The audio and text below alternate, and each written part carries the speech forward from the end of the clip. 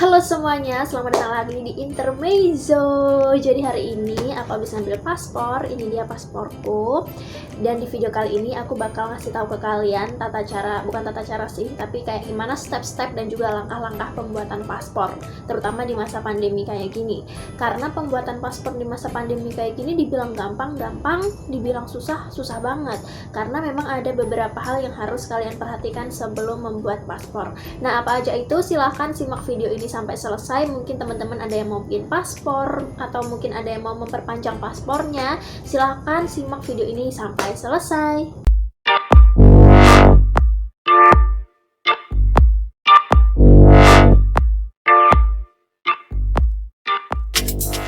Yang pertama aku bakal bahas dari lokasi. Nah, pertama tuh perhatikan banget lokasi pembuatan paspor kalian. Usahakan itu ada di domisili kalian dan juga memang deket sama rumah. Karena aku punya teman yang dia itu domisilinya bukan di daerah situ, tapi dia berasal dari luar kota. Dan karena dia mau melanjutkan studi ke luar negeri, dia harus, gitu ceritanya dia ngekos di situ. Karena dia harus melanjutkan studi ke luar negeri, dia harus ngurus paspor di daerah dia tempat tinggal sekarang gitu kan. Karena memang tertulis di sana dimanapun bisa mengurus, di kantor imigrasi manapun tuh bisa mengurus paspor.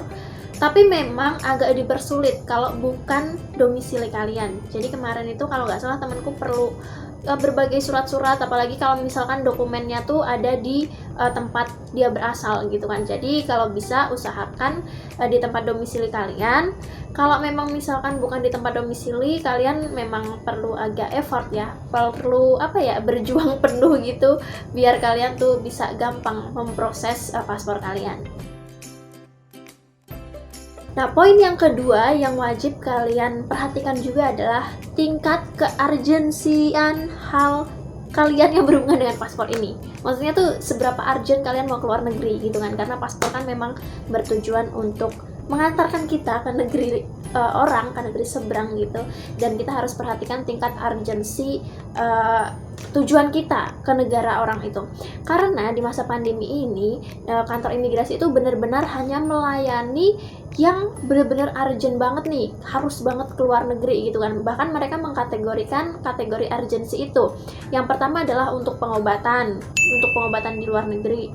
Yang kedua untuk bekerja di luar negeri, dan yang ketiga melanjutkan pendidikan di luar negeri. Nah, di luar ketiga hal itu biasanya kantor imigrasi masih akan mempertimbangkan nih, orang bakal dikasih paspor nggak nih, bakal diperpanjang paspornya nggak nih. Kalau misalkan kalian cuma tujuannya buat liburan atau misalkan ke pernikahan saudara yang mungkin dianggap pihak imigrasi nggak penting, itu pasti bakal dipertimbangkan, bahkan mungkin ditolak. Pun misalkan kalian mengajukan permohonan paspor dengan kategori 3 urgensi tadi, masih ada kemungkinan permohonan kalian itu ditolak. Kayak aku ini mengajukan permohonan paspor dengan salah satu urgensi tadi, karena memang aku mau melakukan sesuatu di luar negeri yang urgent gitu kan. Tapi masih ditolak sama pihak imigrasi pas pertama kali aku ke kantor imigrasi. Kenapa? Karena mereka menganggap waktu itu permohonanku itu belum urgent banget. Jadi pengumpulan berkas aku terakhir itu adalah di akhir bulan September ini, dan waktu itu aku ke kantor imigrasi sekitar awal bulan September, dan mereka kayak ini masih sebulan, belum urgent gitu kan. Kalau misalkan baru 2 minggu sebelum kamu pengumpulan berkas, kamu nanti balik lagi ya ke kantor imigrasi. Jadi masih ada kemungkinan ditolak, oke? Kalau misalkan kalian mengajukan nggak langsung diterima, jadi silakan maklum saja, karena mereka benar-benar hanya menerima yang urgensi banget. Kalau misalkan kalian kayak masih sebulan nih kegiatannya, atau misalkan masih 2 bulan, jadi jangan coba-coba untuk mengunjungi kantor imigrasi, karena takutnya nanti ditolak kayak aku kemarin. Jadi saran aku memang biasanya 2 minggu sebelum rencana urgensi kalian ini, yang urgensi ini, jadi 2 minggu sebelum. Dan itu nanti bakal cepet kok, pembuatan paspor ini cepet banget. Kalau misalkan kalian udah dapet nomor antriannya, langsung di situ paling prosesnya itu sekitar nggak sampai 1 jam sih, 45 menitan.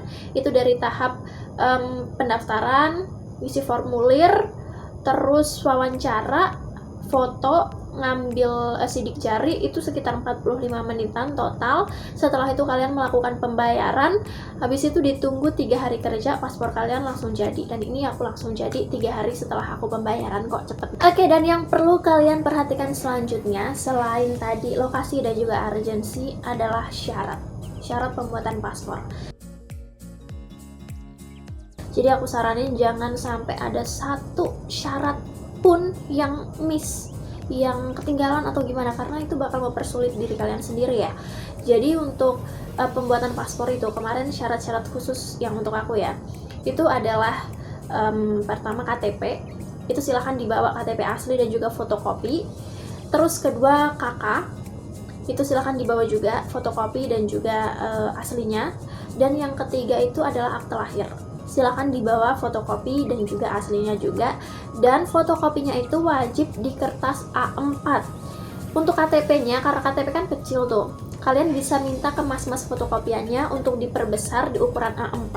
Jadi nanti full satu kertas itu KTP kalian, karena pihak imigrasi biasanya minta kayak gitu. Nah, ini kalau untuk yang kita ya, untuk yang misalkan kita udah di atas 17 tahun karena kan udah punya KTP. Nah, yang buat anak-anak itu, misalkan karena masih anak-anak belum punya KTP, biasanya diminta KTP kedua orang tuanya. Jadi orang tua, ayah dan juga ibunya. Terus tadi kan ada KK sama akte lahir. Nah, akte lahir itu biasanya dikasih 3 pilihan untuk memilih salah satu. Ada akte lahir, ada ijazah, ada atau mungkin surat baptis ya, kalau untuk yang non muslim itu surat baptis.